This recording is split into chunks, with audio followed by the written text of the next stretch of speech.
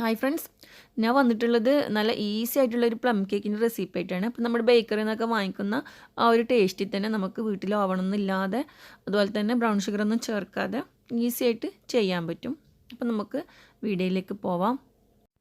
ആദ്യം തന്നെ ഇതിന് കുറച്ച് ഡ്രൈ ഫ്രൂട്ട്സ് ഓറഞ്ച് ജ്യൂസിൽ കുതിർത്ത് വെക്കണം.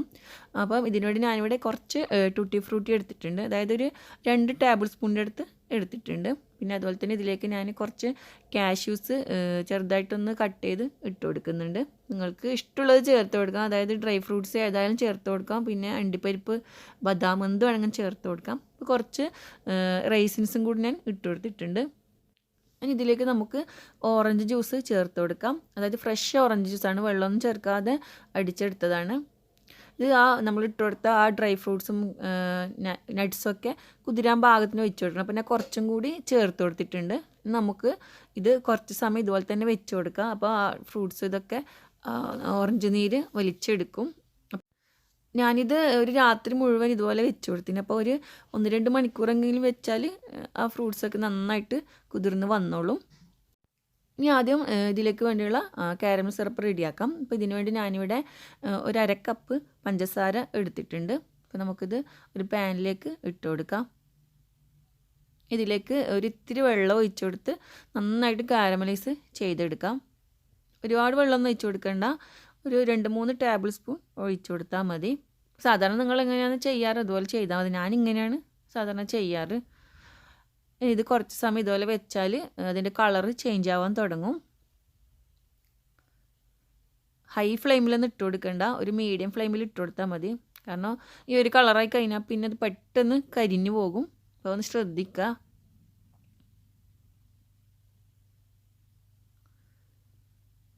ഇവിടെ ഏകദേശം റെഡി ആയിട്ടുണ്ട്. ഇനി നമുക്ക് ഒന്നുകിൽ തീ ഓഫ് ചെയ്ത് കൊടുക്കുക, അല്ലെങ്കിൽ വളരെ സ്ലോയിൽ വെച്ച് കൊടുക്കുക. അതിന് ശേഷം ഇതിലേക്ക് വെള്ളം ഒഴിച്ച് കൊടുക്കണം. അപ്പോൾ ഞാനിത് അടുപ്പിൽ നിന്ന് മാറ്റുന്നുണ്ട്. അതിന് ശേഷമാണ് ഇതിലേക്ക് വെള്ളം ഒഴിച്ച് കൊടുക്കാൻ പോകുന്നത്. വെള്ളം ഒഴിച്ച് കൊടുക്കുമ്പോൾ കുറച്ച് ശ്രദ്ധിക്കുക, കാരണം നല്ല പുകയൊക്കെ വരും. അപ്പോൾ ഒന്ന് തണുത്തതിന് ശേഷം, തണുപ്പെന്ന് പറഞ്ഞാൽ ഫുള്ള് തണുക്കുകയല്ല, ജസ്റ്റ് ഒന്ന് അതിൻ്റെ ചൂടൊന്ന് മാറിയതിന് ശേഷം നമുക്കിതിലേക്ക് വെള്ളം ഒഴിച്ച് കൊടുക്കാം. ഞാനൊരു 1/4 കപ്പിനടുത്ത് വെള്ളം ഒഴിച്ച് കൊടുക്കുന്നുണ്ട്. നന്നായിട്ട് മിക്സാക്കി എടുക്കുക.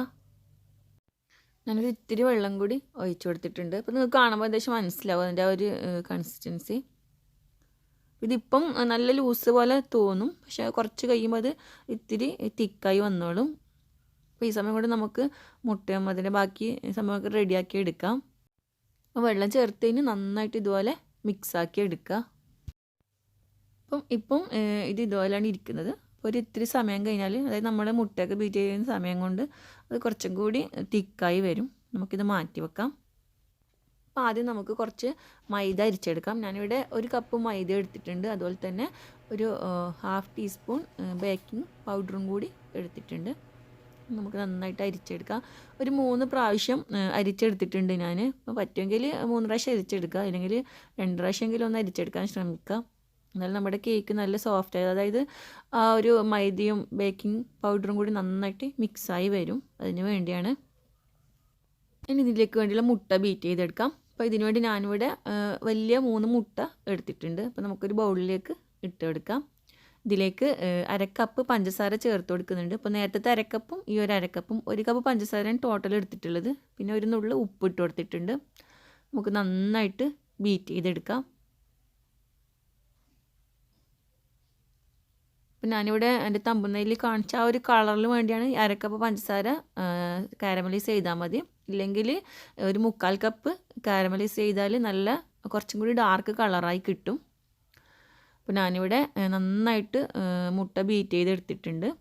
ഇനി നമുക്കിതിലേക്ക് ബാക്കിയുള്ള സാധനങ്ങളൊക്കെ ചേർത്ത് കൊടുക്കാം. ആദ്യം ഞാൻ ചേർത്ത് കൊടുക്കുന്നത് നമ്മൾ നേരത്തെ റെഡിയാക്കി വെച്ച ഷുഗർ കാരമലൈസ് ചെയ്തതാണ്. അപ്പോൾ ഇത് നിങ്ങൾക്ക് കാണുമ്പോൾ മനസ്സിലാവും നല്ല തിക്കായി വന്നിട്ടുണ്ട്. ഇതിലേക്ക് ചേർത്ത് കൊടുക്കാം. ഇനി ഇതിലേക്ക് ഒരു 1/4 കപ്പ് സൺഫ്ലവർ ഓയിലും കൂടി ചേർത്ത് കൊടുക്കുന്നുണ്ട്. പിന്നെ ഒരിത്തിരി ജാതിക്കും അതുപോലെ തന്നെ ഗ്രാമ്പും സിനമണും കൂടി പൊടിച്ചതാണ്. ഇത്തിരി ചേർത്ത് കൊടുക്കണം, കുറേ ചേർത്ത് കൊടുത്താൽ വല്ലാത്ത ടേസ്റ്റ് ആയിരിക്കും. പിന്നെ ഇതിലേക്ക് ഒരു 2 നുള്ള് ഏലക്കാപ്പൊടിയും കൂടി ചേർത്ത് കൊടുത്തിട്ടുണ്ട്. ഇതിലേക്ക് ഞാൻ ചേർത്ത് കൊടുക്കാൻ പോകുന്നത് നമ്മൾ നേരത്തെ കുതിർത്തി വെച്ച ഫ്രൂട്ട്സാണ്, ഡ്രൈ ഫ്രൂട്ട്സാണ്. അപ്പം ഇത് കണ്ടാൽ തന്നെ നിങ്ങൾക്ക് മനസ്സിലാവും അതിൽ ഓറഞ്ച് ജ്യൂസൊക്കെ ഈ ഫ്രൂട്ട്സും അതുപോലെ നട്ട്സും നന്നായിട്ട് വലിച്ചെടുത്തിട്ടുണ്ട്. അപ്പം നമുക്കത് അങ്ങനെ തന്നെ അതിലേക്ക് ഇട്ട് കൊടുക്കാം. പിഴിഞ്ഞെടുക്കേണ്ട ആവശ്യമൊന്നുമില്ല, മുഴുവനായിട്ട് തന്നെ ചേർത്ത് കൊടുക്കാം. ഇനി ഇതെല്ലാം കൂടി ഒന്നും കൂടി യോജിപ്പിച്ചെടുക്കാം. അതിനുവേണ്ടി നമ്മുടെ ബീറ്റർ ഒരു സ്ലോയിൽ ഇട്ട് കൊടുത്ത്, അതായത് ചെറിയ സ്പീഡിൽ ഇട്ട് കൊടുത്താൽ മതി. ഒരു 30 സെക്കൻഡ് ഒന്ന് ബീറ്റ് ചെയ്തെടുക്കാം. നമ്മളിപ്പോൾ ചേർത്ത എല്ലാ സംഭവങ്ങളും ഒന്ന് മിക്സായി വരാൻ വേണ്ടിയാണ്. അപ്പോൾ അതിനുശേഷം നമുക്ക് മൈദ ചേർത്ത് കൊടുക്കാം. ഇനി ഇതിലേക്ക് നേരത്തെ അരിച്ച് വെച്ച മൈദ ഒരു 3 ഭാഗമായിട്ട് ചേർത്ത് കൊടുക്കാം. അപ്പോൾ ഫസ്റ്റ് ഇട്ട് കൊടുത്തത് ഒന്ന് ജസ്റ്റ് ഒന്ന് ഫോൾഡ് ചെയ്ത് കൊടുക്കാം. ഇതുപോലെ ആക്കിയാൽ മതി. ഇപ്പോൾ നന്നായിട്ട് മിക്സായി വന്നോളും. അതൊക്കെ ചെയ്താൽ മതി. രണ്ടാമത് കുറച്ചും കൂടി ഇട്ട് കൊടുക്കാം. അതൊന്ന് നേരത്തെ പോലെ തന്നെ നന്നായിട്ട് ഫോൾഡ് ചെയ്തെടുക്കുക.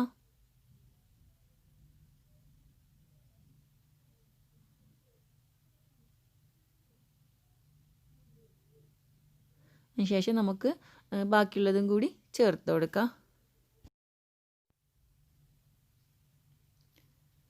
ഇതും നന്നായിട്ടൊന്ന് ഫോൾഡ് ചെയ്തെടുത്തതിന് ശേഷം നമുക്ക് ബേക്ക് ചെയ്തെടുക്കാം. അപ്പോൾ ഇവിടെ മൈദക്ക് നന്നായിട്ട് മിക്സായി വന്നിട്ടുണ്ട്. അപ്പോൾ അവസാനം ഇതുപോലെ ആയിരിക്കും ഇതിൻ്റെ ആ ഒരു കൺസിസ്റ്റൻസി. അപ്പോൾ നിങ്ങൾ സാധാരണ കേക്ക് ചെയ്യുമ്പോൾ നിങ്ങൾക്ക് അറിയായിരിക്കും. പിന്നെ നമുക്കിതൊരു ബേക്കിംഗ് ട്രേയിലേക്ക് മാറ്റി കൊടുക്കാം. പിന്നെ ഞാൻ ഈ ട്രേ ഒന്ന് കുറച്ച് ഓയിൽ തേച്ച് കൊടുത്തിട്ടുണ്ട്. അതിൽ ചെറിയൊരു പീസ് ബട്ടർ പേപ്പറും കൂടി വെച്ച് കൊടുത്തിട്ടുണ്ട്. നമുക്ക് നമ്മുടെ ബാറ്റർ ഇതിലേക്ക് ഒഴിച്ചു കൊടുക്കാം.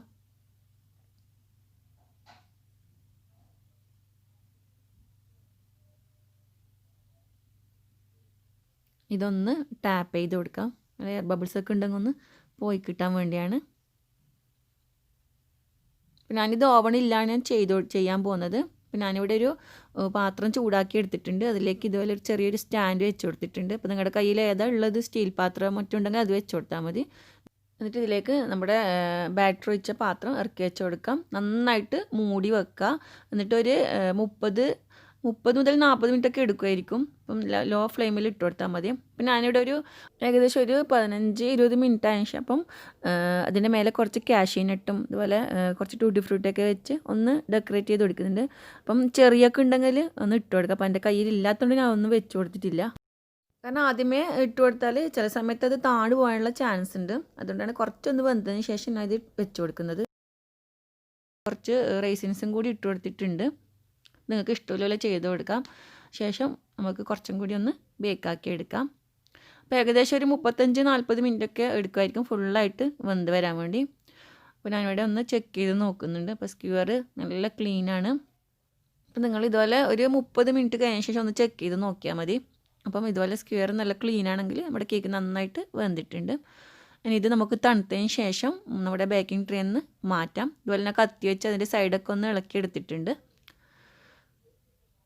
തണുത്തതിന് ശേഷം മാത്രം ചെയ്താൽ മതി, ഇല്ലെങ്കിൽ പിന്നെ കേക്ക് പൊടിഞ്ഞു പോകും. അപ്പോൾ നമ്മുടെ നല്ല സോഫ്റ്റ് ടേസ്റ്റി ആയിട്ടുള്ള കേക്ക് ഇവിടെ റെഡി ആയിട്ടുണ്ട്. അതിൻ്റെ മേലത്തെ ബട്ടർ പേപ്പർ ഒന്ന് നമുക്ക് മാറ്റാം.